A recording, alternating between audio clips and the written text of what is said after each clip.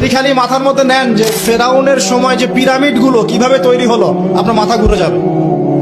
এখনো আমরা এটা মিস্টেরিয়াস, মানুষ বের করতে পারছে না কিভাবে তৈরি হলো। আমরা তো বলি এখন গণিতের যুগ, খুব এগিয়ে যাওয়ার যুগ। এত সহজ ছিল না এই পিরামিডের গাণিতিক ক্যালকুলেশন মেলানো। গত লেকচারে বলেছিলাম যে বিশ্বের সবচেয়ে বড় বড় সেক্টর গুলো, যেমন অ্যালগোরিদম, যেটা ছাড়া আপনি এই বিশ্বের কোনো ডিজিটাল বিষয় করতে পারতেন না, এটা আসছে মুসলিমদের হাত থেকে। এই যে জাহাজ শিল্পের কথা বলেন, এক্সপোর্ট ইম্পোর্ট পুরোটাই কলাপস করতো জাহাজ শিল্প না থাকলে। এটা এসেছে নূহ আলাইহিস সালামের হাত দিয়ে। বিশ্বের ইতিহাসে এর আগে কোনো নৌযান তৈরি করা হয় নাই, হয়েছে? হয় নাই।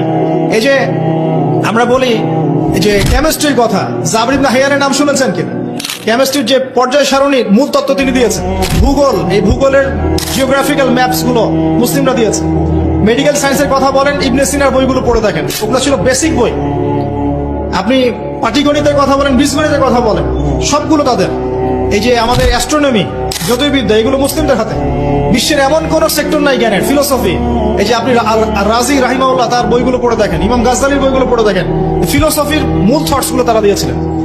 এখন কি হয়েছে, এগুলোকে সরিয়ে দিয়ে আমরা পশ্চিমা দর্শনগুলো চর্চা করি যেহেতু, আর সবাইকে গিলানো হচ্ছে এগুলোই সভ্যতা, এর বাইরে কোনো সভ্যতাই ছিল না।